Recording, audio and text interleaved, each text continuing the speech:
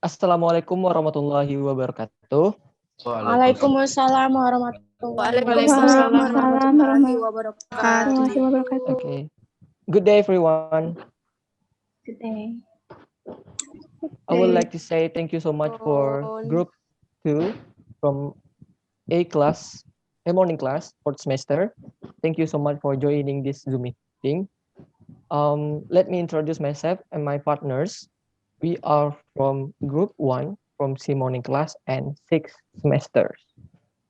There are 9 members in our group. They are Agus Husni, Anastasia, Anissa Delia Nurulita, Muhammad Zainuddin, Novi Aryani, Emmanuel Timpai Rejeki, Rika Monica, and Wahyu Pratama Putra. Okay, on this occasion, I would like to present our material. Jadi, pada penelitian kami mengangkat tema tentang analisis keterampilan public speaking yang ditinjau dari student anxiety. And here, I am Muhammad Zainuddin as a moderator and will get you guys for this presentation. Okay, before starting the discussion, I will tell you about the rules of our presentation today. So, there are 2 sessions in this presentation. First, the presenter will deliver their material. I give you guys a maximum of 3 minutes per person in delivering your part. Okay, group 1. And the second session is a question and answer session. In the Q&A session, please, for audience, mention your name and tell your question. All right? Right. So please, for all audience, are request to turn off your speaker. I mean to unmute your speaker when presenter are delivering their material. Okay, very thank you. Okay, to the first group, directly to start the presentation. Are you ready, guys? Yeah. Ready. Okay, time is yours. Hello guys, my name is Rika Monica. I'm his first speaker. The title is Analysis of Public Speaking Skills of Tertiary EFL Student View from Students NCT. Purpose. This study aims to analyze public speaking skills of tertiary EFL student view from student NCT to students of IKPGRI Pontianak Class B afternoon 4th semester. And then for the location is this research conduct at IKPGRI Pontianak. There's a reason our group took IKPGRI as a research place. This place has something to do with the implementation of research. We have an efficient time and help us to do research in this place. Also, our group doesn't spend additional cost to conduct research in this place. Thank you. Thank you, Rika Monica. My name is Timpai Riki. I want to continue the text about population and sample. So, in our study research population, taken from students of the English study program from class M morning at IKPGRI Pontianak, the research sample taken from student from class B morning in the sampling technique. So we use non-random sampling or non-probability sampling. Non-probability sampling is a sampling technique which each element of the population does not have the same probability of being used sample. The sampling technique is a purposive sampling. Respondents who were selected become members on the considerations of the research themselves. The technique is which the sample is taken randomly within the population. This technique is used so that sample taken represent the population. Thank you. Okay, my name is Muhammad Zainuddin. I want to retell the population and sample. Jadi dalam penelitian kami, populasi penelitian itu diambil dari mahasiswa program studi pendidikan bahasa Inggris, yaitu kelas A pagi, semester 6, di lingkungan IKIP PGRI Pontianak. Nah, jadi sampel penelitian itu diambil dari kelas B pagi, dan dalam pengambilan teknik sampel itu menggunakan non-random sampling atau non-probability sampling. Nah, apakah non-probability sampling itu? Yaitu teknik pengambilan sampel yang dimana setiap elemen populasi itu tidak memiliki peluang yang sama untuk dijadikan sampel.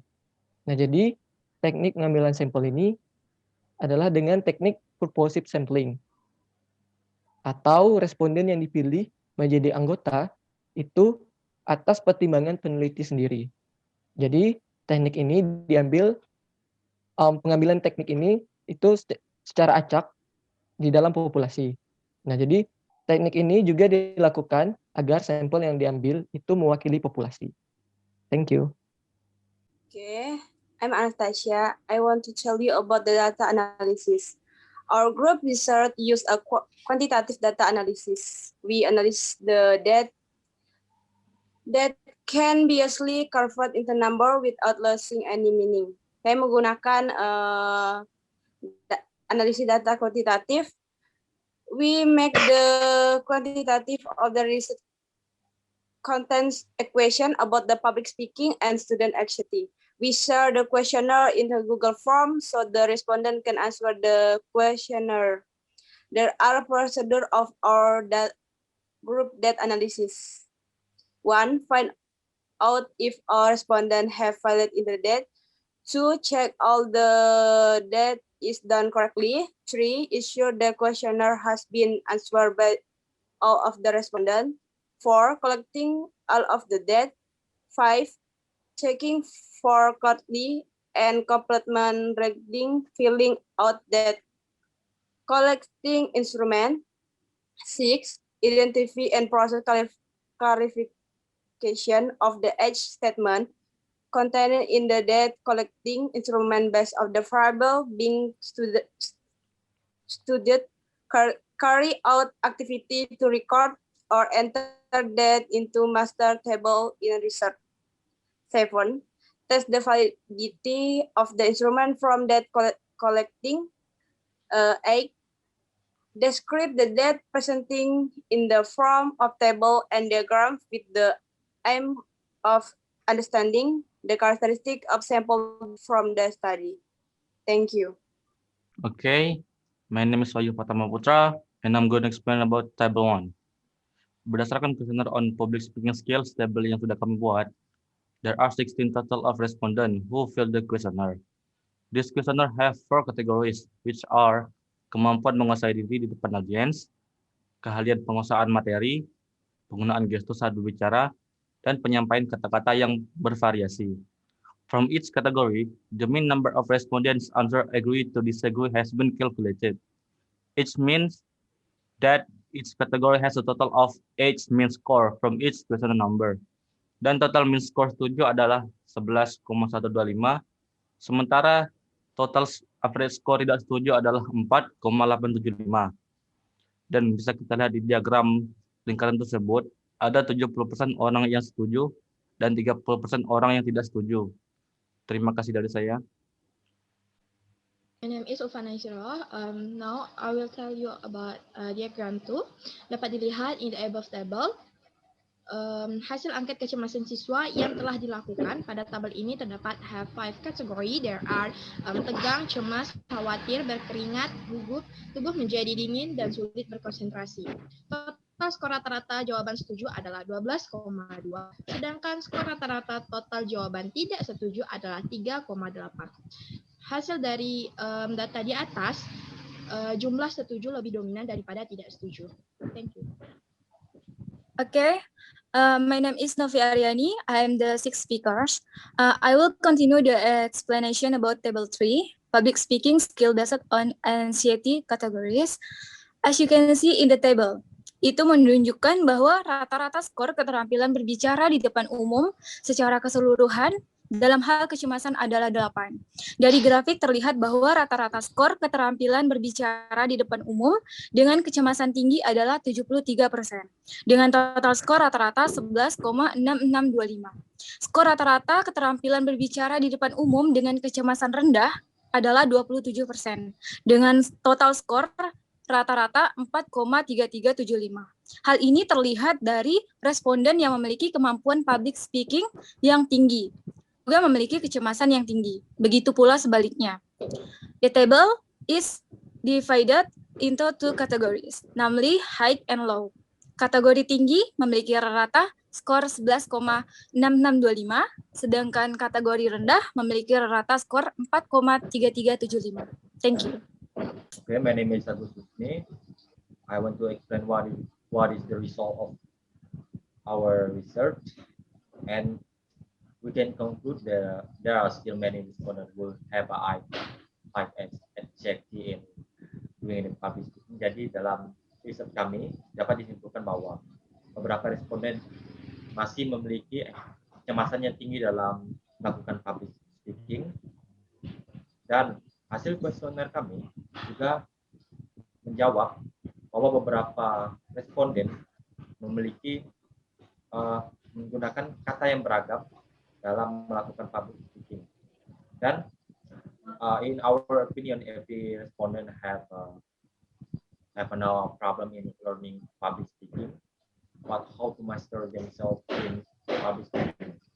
And the previous study of the research, and their study discuss on difficult of student majoring in English, having speaking English,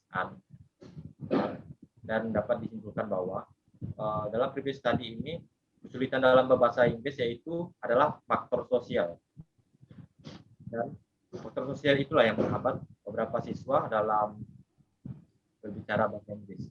Dan dalam tujuan dalam penelitian sebelumnya ini atau previous study ini adalah untuk mengeksplorasi faktor-faktor yang menyebabkan kecemasan berbicara dalam bahasa Inggris, baik dalam kalangan sarjana jurusan bahasa Inggris, untuk merekomendasikan langkah-langkah yang dapat membantu mengatasi kecemasan tersebut. Itu previous study dapat dari Sidik, Raja, dan Hussein 2020. Okay, thank you. Okay, Assalamualaikum warahmatullahi wabarakatuh. My name is Anissa Deliana Rolita. I'm as the last speaker. I will explain the relationship, the previous study with our research and our recommendation to the research. Jadi setelah apa yang dijelaskan oleh rekan saya Agus Husni, ada penelitian sebelumnya yang dilakukan oleh Sidik, Raja, dan Hussein pada tahun 2020. Dia meneliti tentang penelitian di mana kecemasan terhadap mahasiswa bahasa Inggris, dan hubungannya dengan penelitian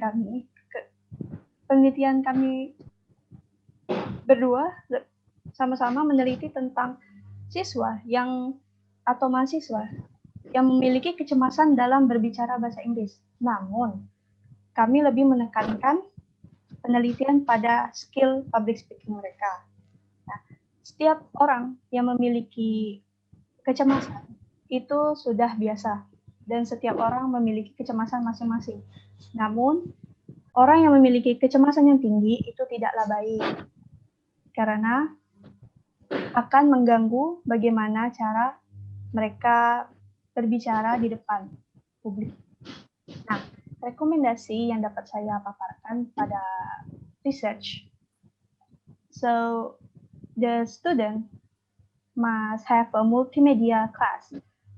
Jadi mereka dapat mengekspresikan sudut pandang bermasing-masing dari masing-masing sudut karena menggunakan media seperti foto ataupun proyektor, video atau audio recording.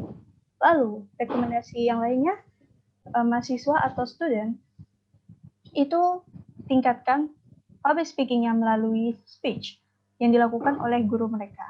Sekian dari saya, terima kasih. Right.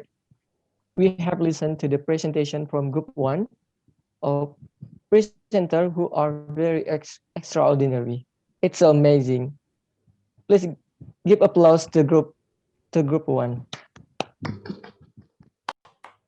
Okay, next, I open the question and answer session. So for group 1, are you ready, guys, to answer the question? Yes. Yes, ready. Jadi Okay, Ready. I invite the audience who want to ask the question, and please do not forget to mention your name and tell your question. Okay, please state your name, mention your name, and tell your question. Okay. Okay, my name is Alikale Pramesti, and then my question is, apa saja kriteria yang dibutuhkan dalam penulisan judul outline agar nyaman dilihat dan tidak terlalu panjang? I think that's all. Thank you. Okay. Saya, Okay. nama saya Please mention. Sebastika Dwi Apriani. Pertanyaannya adalah, bagaimana cara kita bisa menentukan riset desain dengan cara yang mudah?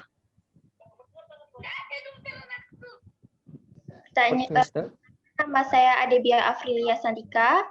Pertanyaan saya, bagaimana cara menentukan teknik pengumpulan data dengan tepat? Sekian, terima kasih. Nama saya Aprilia Ningsih. Jadi pertanyaan saya, teknik apa yang digunakan untuk menentukan sampel dalam sebuah penelitian? Terima kasih. Oke.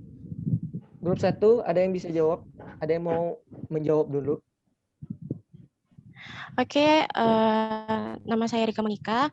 I'm gonna answer your question. The answer is the criteria needed in writing the outline title are: first, the title must be interesting, provocative, and make the reader curious. And the second, the title must be specific so that the study is focused. And the third, in writing the title, exclamation marks, periods, and question marks are not required. And fourth, unimportant or unnecessary words in the title, such as which and on, should be avoided to make the title shorter and more direct. And the fifth, titles with 2 words that are considered synonymous or have the same meaning should be avoided. Thank you. Baik, terima kasih atas jawabannya, Kak Rika. Okay. Thank you so much. Thank you so much, Rika, telah menjawab pertanyaan dari Alika. Itu tentang kriteria dibutuhkan dalam penulisan judul outline. You're welcome. Oke, masih ada 3 pertanyaan. Yaitu bagaimana cara menentukan teknik pengumpulan data, lalu teknik apa saja yang digunakan untuk menentukan sampling, dan bagaimana cara kita menentukan riset desainnya. Oke, saya akan menjawab pertanyaan nomor 2. Oke, dipersilahkan. Tadi Untuk pertanyaannya, Anissa. bagaimana cara kita bisa menentukan riset desain dengan cara yang mudah? Cara kita menentukan riset desain dengan cara yang mudah dari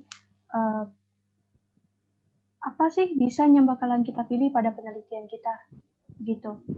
Jadi misalnya, saran saya untuk melakukan penelitian yang paling mudah dalam riset desainnya itu desain penelitian deskriptif. Jadi di antara seluruh desain itu ada 3 yang saya tahu. Desain deskriptif, case study, dan eksperimental. Kalau eksperimental itu lebih mengarah ke eksperimen yang akan diuji cobakan pada si orang yang diteliti. Sementara case study itu secara langsung atau penelitian secara langsung yang ada di dalam kelas. Nah, sementara deskriptif itu penelitian yang berdasarkan pengalaman-pengalaman atau hal-hal yang secara faktual terjadi, itu kita teliti. Apakah bisa dimengerti?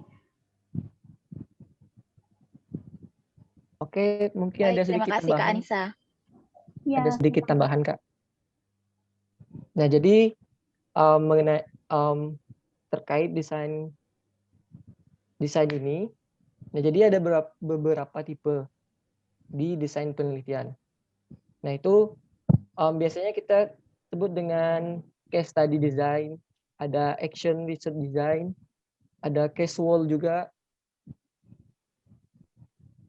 terus ada descriptive design, terus ada experimental juga, experimental design. Nah, berbicara tentang penelitian kami menggunakan penelitian deskriptif. Nah, benar kata Kak Anissa tadi bahwa menurut pandang kami, penelitian deskriptif itu mudah sekali dilakukan. Nah, kenapa?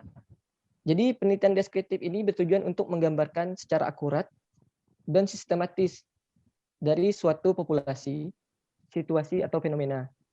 Nah, jadi hal ini kita dapat jawab dengan apa, di mana, kapan, dan bagaimana. Tapi tidak mengarah ke pertanyaan mengapa. Nah, jadi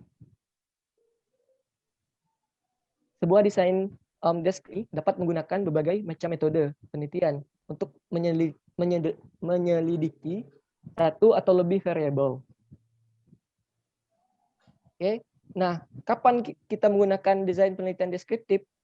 Nah, jadi pilihan yang tepat ketika kita menggunakan desain deskriptif itu adalah ketika tujuan dan penelitian kita untuk mengidentifikasi karakteristik, frekuensi, tren, dan kategori. Nah, ini berguna ketika kita belum banyak yang diketahui tentang topik atau sebuah masalah. Nah, jadi sebelum Anda meneliti mengapa sesuatu terjadi, jadi kita perlu memahami bagaimana, kapan, dan di mana hal itu terjadi. Nah, makanya kami lebih menggunakan penelitian deskriptif. Masih ada 2 pertanyaan di sesi pertama, yaitu bagaimana cara menentukan teknik pengumpulan data dan apa yang digunakan untuk menentukan sampling dalam sebuah penelitian. May I answer the question? Bagaimana cara menentukan teknik pengumpulan data dengan tepat? Oke, teknik pengumpulan data untuk penelitian dapat dipilih. Ini menggunakan penelitian sesuai dengan kebutuhan peneliti dan juga berdasarkan metodologi penelitian yang dipilih. Nah, jika peneliti menggunakan metodologi penelitian kualitatif, maka teknik pengumpulan data yang digunakan dapat berupa observasi, focus group discussion, or FGD, wawancara mendalam, dan case study. Sedangkan jika peneliti menggunakan penelitian kuantitatif, maka teknik pengumpulan data yang dipilih ini dapat berupa kuesioner atau angket, wawancara, dan studi dokumentasi. Oke, sekian. Untuk Adebia dan yang lainnya, apakah dimengerti jawaban dari Kak Ulfa tentang bagaimana cara menentukan teknik pengumpulan data? Bisa dimengerti, Kak. Terima kasih. Oke, thank you. Oke, next. Kita beralih ke pertanyaan terakhir di sesi pertama. Tentang teknik apa yang digunakan untuk menentukan sampling di dalam sebuah penelitian. Oke, untuk moderator. Oke, silakan. Tadi pertanyaan dari Saudari Aprilia, apa saja sih teknik untuk menentukan sampling ya? Jadi di sini ada 2 teknik, yaitu yang pertama ada non-probabilitas dan juga probabilitas. Jadi ada perbedaan mendasar mengenai kedua teknik ini.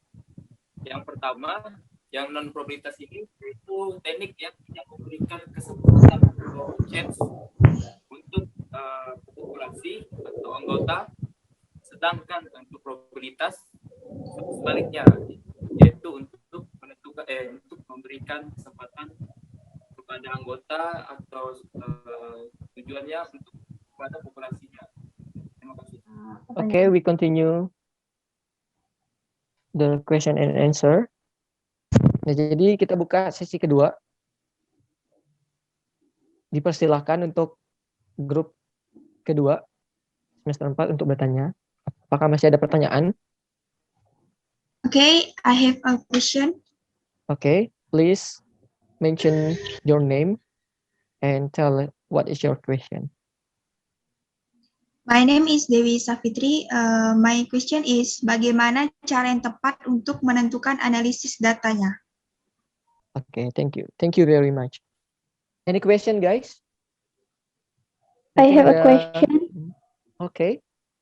Okay, my name is Claudia Raudatujana. So, my question is, apa yang sebaiknya kita lakukan dan bagaimana cara yang tepat untuk mendapatkan hasil dan temuan dari penelitian yang sudah kita lakukan? Itu saja, thank you. Okay, very thank you. Any questions so far? Dari kelompok I dua? have a question. Oke, dipersilahkan. My name is Lima Evina. My question is, bagaimana cara menghindari kesalahan data yang didapat dari teknik pengumpulan data yang kakak atau abang gunakan?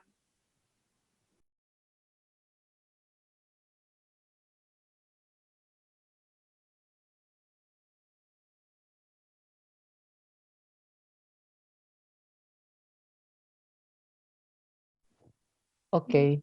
Oh, jadi ketiga pertanyaan ini masih berkaitan ya tentang bagaimana cara pengolahan data. Oke, jadi saya kasih waktu. I give you guys 2 minutes to think and discuss the answer.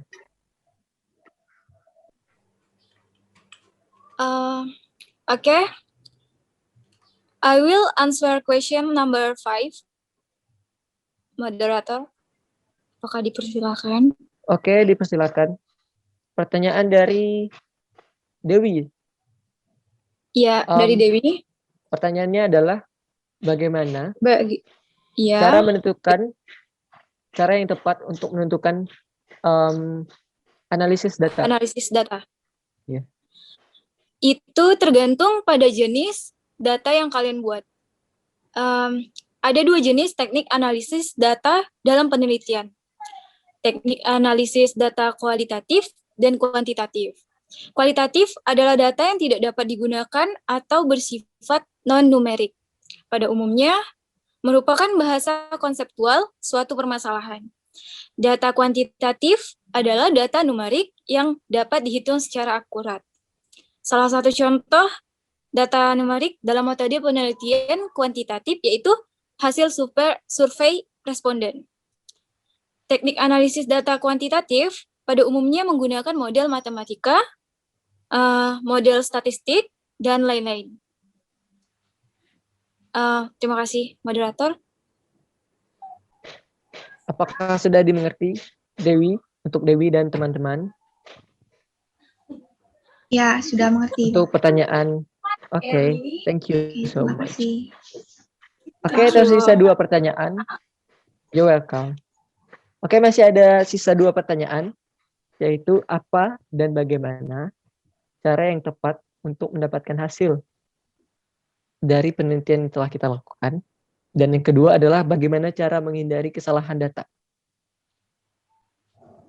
Oke, saya akan menjawab pertanyaan nomor 2 yang sesi kedua.